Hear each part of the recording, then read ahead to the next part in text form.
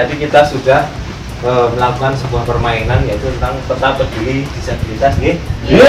Tadi panjenengan sudah berperan ataupun memainkan sebuah permainan yang bertujuan untuk seberapa besar kepekaan kita tentang kepedulian kita dan pelayanan kita terhadap disabilitas berat yang berada di sekitar kita. Tadi contohnya ada anak-anak yang mempunyai kelainan hidrosipalus. Ngertos toh hidrosipalus? Itu nggih, kelainan besar dan itu tidak bisa kemana-mana. Kemudian ada yang tangannya kecil, kakinya kecil, juga tidak bisa berjalan nggih. Kemudian ada yang karena mengalami sebuah kecelakaan jadinya lumpuh, menyebabkan juga tidak bisa melakukan apa-apa. Nah, itu semua tentunya kita yang berada di lingkungan sekitarnya harus ikut peduli terhadap mereka, karena kalau mereka memilih tentunya mereka tidak ingin seperti itu nggih. Tidak ada orang yang ingin terlahir ataupun mengalami hal seperti itu. Maka dari itu kita yang berada di sekitarnya yang diberikan kenikmatan oleh Tuhan Yang Maha Esa yang masih bisa melakukan segala sesuatunya secara normal, tentunya sebagai salah satu bentuk syukur kita terkait dengan hal itu, yaitu peduli terhadap disabilitas berat, yaitu memudahkan segala urusan mereka dan menerima. Yang terpenting adalah kita bisa menerima kehadiran mereka di tengah-tengah kita. Jangan menganggap mereka itu berbeda dengan diri kita, gitu.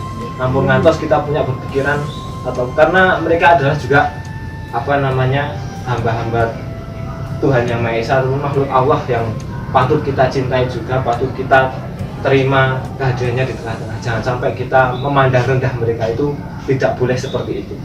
Justru kita harus memberikan hak-hak istimewa kepada mereka. Ketika mereka tidak bisa, maka kita bantu. Ketika mereka merasa tidak mampu, kita bantu agar supaya mereka bisa merasakan hidup normal seperti kita.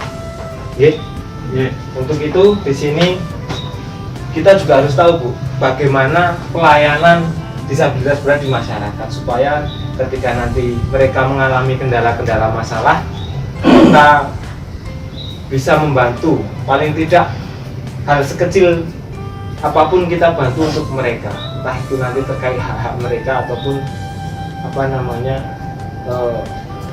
memudahkan urusan mereka. Di sini pelayanan disabilitas berat di masyarakat yang pertama adalah memudahkan penyandang disabilitas berat dalam pembuatan akte kelahiran, KTP, BPJS Kesehatan. Nah, di sini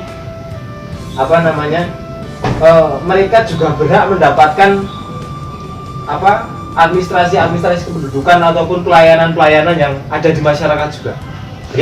Mereka berhak mendapatkan semua ini. Kemudian yang kedua itu memberikan informasi terkait dengan akte kelahiran ataupun KTP dari pihak RT RW kelurahan.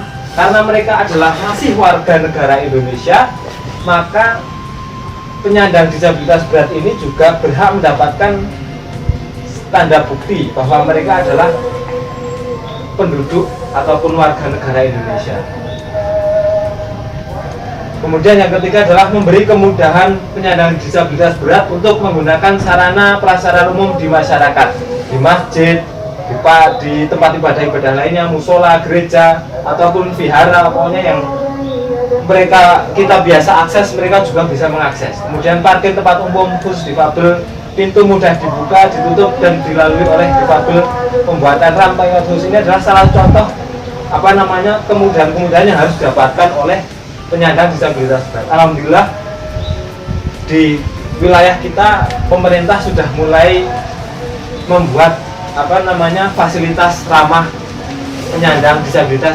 Banyak sekali sudah dibangun fasilitas yang memudahkan para disabilitas berat untuk mengaksesnya. Dan itu memang hak-hak mereka supaya mereka juga bisa merasakan ataupun paling tidak ketika beraktivitas merasa mudah. Kemudian yaitu yang keempat, memberi kesempatan bagi penyandang disabilitas untuk mengikuti kegiatan kemasyarakatan di lingkungan seperti pentas seni, arisan, ataupun yang lain. Justru terkadang disabilitas berat ini oleh Tuhan Yang Maha Esa itu diberikan kelebihan khusus daripada kita.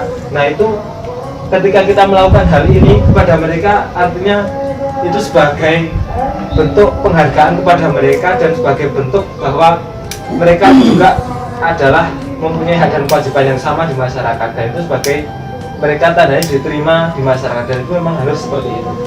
Kemudian yang kelima yaitu memberikan informasi jika terdapat keluarga dan penyandang disabilitas memerlukan informasi rujukan. Nah ini karena keterbatasan karena keterbatasan mereka untuk aktivisnya tidak bisa kemana-mana, artinya paling tidak kita bisa membantu ketika itu ada di sekitar kita. Itu kita bisa membantu untuk paling tidak menguruskan ataupun memberikan informasi yang nanti kan bisa berarti keluarganya bisa menghubungi dinas sosial ataupun lembaga masyarakat maupun puskesmas ketika mereka membutuhkan gitu. Karena memang disabilitas berat ini memang harus kita bantu secara maksimal. Nah itu tadi beberapa pelayanan disabilitas berat di masyarakat yang tentunya harus kita bantu ataupun kita laksanakan supaya hak-hak disabilitas berat ini juga diterima, bisa berjalan dengan sebaik-baiknya. Ngoten nggih, matur nuwun. Mari kita yang masih diberikan kenikmatan yang luar biasa ini kita manfaatkan dengan sebaik-baiknya. Salah satunya dengan cara bersyukur tadi yang sudah saya sampaikan. Kita bantu, kita jaga para penyandang disabilitas berat ini untuk agar bisa hidup normal sebagaimana mestinya.